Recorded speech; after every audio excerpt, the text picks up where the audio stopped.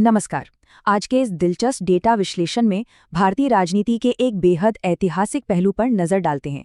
भारत के प्रधानमंत्री, एक ऐसा पद जिस पर कुछ नेता आए और गए, लेकिन कुछ ने तो दशकों तक कमान संभाली और इतिहास रच दिया। आज की इस चर्चा में हम पूरी तरह से ऐतिहासिक आंकड़ों और कार्यकालों की लंबाई का एक निष्पक्ष विश्लेषण करने वाले हैं। चलिए देखते हैं कि भारत के इतिहास में सबसे लंबे समय तक प्रधानमंत्री रहने का रिकॉर्ड आखिर किसके नाम है, और आज के राजनीतिक माहौल में इन ऐतिहासिक आंकड़ों का असल मतलब क्या है। तो बिना देर किए सीधे मुद्दे पर आते हैं। जब देश के सबसे बड़े राजनीतिक पद की बात होती है तो एक बड़ा सवाल जहन में आता है, आखिर किन नेताओं ने सबसे लंबे समय तक इस कुर्सी को संभाला है। और गणित के हिसाब से देखें तो उन पुराने ऐतिहासिक रिकॉर्ड्स को तोड़ने के लिए असल में क्या चाहिए। जाहिर है, ये सिर्फ समय बिताने की बात नहीं है, ये तो बार बार लगातार जनादेश हासिल करने का एक बहुत ही मुश्किल सफर है। चलिए कुछ ऐतिहासिक आंकड़ों के जरिए समझते हैं कि इतने लंबे समय तक सत्ता के शिखर पर बने रहना कितना चुनौतीपूर्ण होता है। अगर हम इतिहास के पन्नों को पलटें और प्रमुख आंकड़ों को देखें तो कुछ पूर्व प्रधानमंत्रियों का नाम सबसे ऊपर आता है। शुरुआत करते हैं डॉक्टर मनमोहन सिंह से, जिन्होंने पूरे 10 साल तक देश का नेतृत्व किया। इसके बाद नाम आता है इंदिरा गांधी का, जो कुल 15 सालों तक इस अहम पद पर रहीं। और फिर इस लिस्ट के बिल्कुल शिखर पर हैं जवाहरलाल नेहरू। उन्होंने सबसे लंबा समय यानी पूरे 17 साल तक प्रधानमंत्री पद की जिम्मेदारी निभाई। सोचिए, 17 साल! भारतीय राजनीति में ये एक बहुत बड़ा और स्थापित बेंचमार्क है। ये साफ तौर पर दिखाता है कि राजनीतिक स्थिरता का पैमाना इतिहास में कितना ऊंचा रहा है। वर्तमान की दिशा और दशा। 2014 से नरेंद्र मोदी का सफर। ऐतिहासिक आंकड़ों के बाद अब वक्त है आज की ट्रैजेक्टरी को ट्रैक करने का। वर्तमान प्रधानमंत्री नरेंद्र मोदी का राजनीतिक सफर काफी स्पष्ट रूप से आगे बढ़ा है।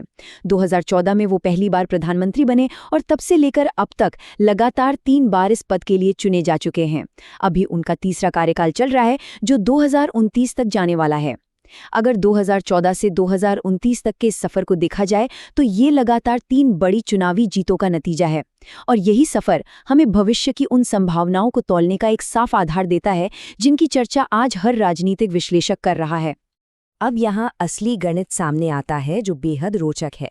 अगर वर्तमान प्रधानमंत्री 2029 तक अपना ये तीसरा कार्यकाल सफलतापूर्वक पूरा कर लेते हैं तो उनके प्रधानमंत्री के रूप में कुल 15 साल पूरे हो जाएंगे। इसका सीधा सा मतलब है कि 15 साल पूरे करते ही वो इंदिरा गांधी के ऐतिहासिक रिकॉर्ड की बराबरी कर लेंगे। लेकिन कहानी यहाँ खत्म नहीं होती। अगर बात जवाहरलाल नेहरू के 17 साल वाले सबसे बड़े रिकॉर्ड को तोड़ने की हो तो सिर्फ 2029 तक का कार्यकाल काफी नहीं होगा।